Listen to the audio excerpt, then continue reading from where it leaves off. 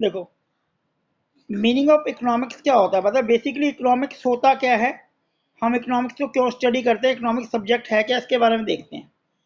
इसमें क्या होता है, अलग अलग इकोनॉमिक्स ने अलग डेफिनेशन पे निकाली है इसकी। ठीक है, इनिशियली सबसे पहले एडम स्मिथ ने इकोनॉमिक्स की डेफिनेशन निकाली थी। उसने इसको डिफाइन किया था वेल्थ की फॉर्म में।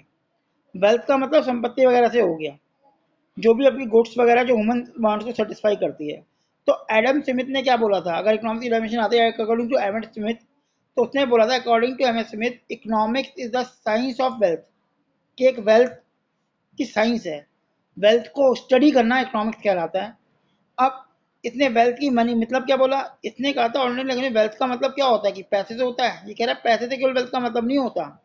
इकोनॉमिक्स के अंदर वेल्थ का मतलब होता है, economic refer to wealth goods and which satisfy human want, मतलब वो सारी चीजें जो ह्यूमन वांट्स को सेटिस्फाई करती हैं वो वेल्थ में आती हैं। वैसे हम वेल्थ का मतलब क्या समझते हैं कि हमारे पास जो संपत्ति है, जो प्रॉपर्टी है, वो नहीं है। सारी की सारी गुड्स, अगर मैं एक चेयर को ऊपर बैठ रहा हूँ तो it is a part of wealth, वो मुझे सेटिस्फेक्शन दे रही है कि मैं खड़ा नहीं हूँ, मेरे को। अगर मैं गाड़ी में ट्रैवल कर रहा हूँ कहीं, तो वो भी एक वेल्थ है, क्योंकि वो क्या कर रही है, ह्यूमन वांट्स को पूरा कर रही है। ह्यूमन वांट्स का मतलब क्या है कि जो चीज मुझे चाहिए, मेरी वांट्स को वो पूरा कर रही है, इसको हम वेल्थ कहते हैं अकॉर्डिंग टू एडम स्मिथ। ठीक है, आगे देखते हैं। और डिफरेंट और भी कई डेफिनेशन दी है। दूसरा देखो, वेलफेयर डेफिनेशन दी अल्फ्रेड मार्शल ने, फिर स्कैरसिटी डेफिनेशन दी रॉबिन रॉबिन ने, फिर ग्रोथ डेफिनेशन दी सेमंस ने। तो डिफरेंट डिफरेंट इकोनॉमिक्स ने टाइम टू टाइम अपनी अपनी डेफिनेशन दी है कि भाई इकोनॉमिक्स होती क्या है। तो बेसिकली हम इसको स्टडी करते हैं। ठीक है, तो पहले एडम स्मिथ की डेफिनेशन हो गई। अब आगे देखते हैं कि नेक्स्ट डेफिनेशन। अब इसने और क्या बोला, इसने देखो एडम स्मिथ ने दिख रहा होगा अगर आपको कि वास्ट, एक बार स्क्रीन को बड़ा कर देता हूं मैं। देखो क्या बोला इसने, इसने जो डिफाइन किया गया इसके बारे में, कह रहा है Adam Smith was view economics concern with the problem arising from the wealth getting and wealth using activity of the people, मतलब किस तरह से पैसा आए और किस तरह से उसे यूज किया जाए। अब वेलफेयर में देखो क्या बोला, वेलफेयर की इकोनॉमिक्स मार्शल ने क्या बोला, कह रहा है भाई, उसने कहा कि वेल्थ इकोनॉमिक्स नहीं है, कह रहा वेलफेयर भी इकोनॉमिक्स है, मतलब आपके पास चीजें तो आ गई, लेकिन इसको सही ढंग से यूज करना ही इकोनॉमिक्स है। कि पैसा तो आ गया, चीजें आ गई, लेकिन जब तक उसे बेस्ट तरीके से यूज नहीं कर सकते तो इकोनॉमिक नहीं कराएगी। तो देखो economic is the study of mean of ordinary business of life require the getting the income and how to use it, कि किस तरह इनकम जनरेट करनी है और किस तरह उसे यूज करना है। देखो यहाँ पे उसने लिखा है according to Marshall primary objective of the end economics, end का मतलब resources of economics is to promotion of material welfare and which part of the human welfare, मतलब ऐसे गुड्स को यूज किया जाए कि जो ह्यूमन वेलफेयर के, आदमी के विकास के लिए, उसके उसकी सुविधा के लिए लाभकारी हो। हर गुड्स को सही ढंग से यूज करना ही इकोनॉमिक्स कहलाता है अकॉर्डिंग टू मार्शल। ठीक है यहाँ तक। अब जो नेक्स्ट डेफिनेशन आती है, जो एडवांस डेफिनेशन आई, वो आई स्केरसिटी डेफिनेशन।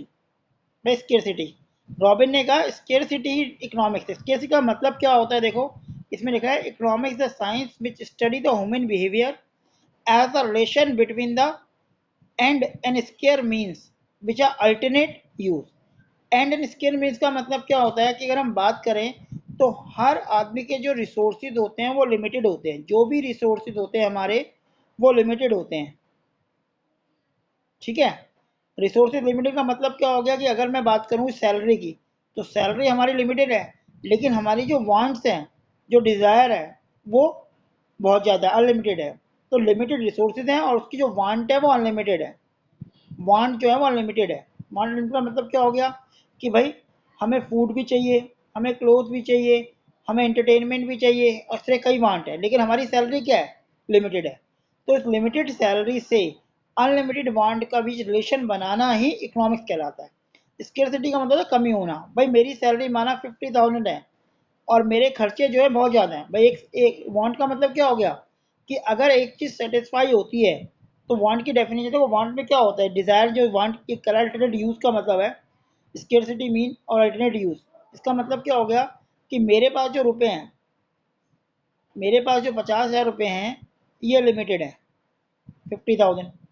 ठीक है, और इसके डिफरेंट यूज़ पॉसिबल है, मैं कुछ भी यूज़ कर सकता हूँ इसका।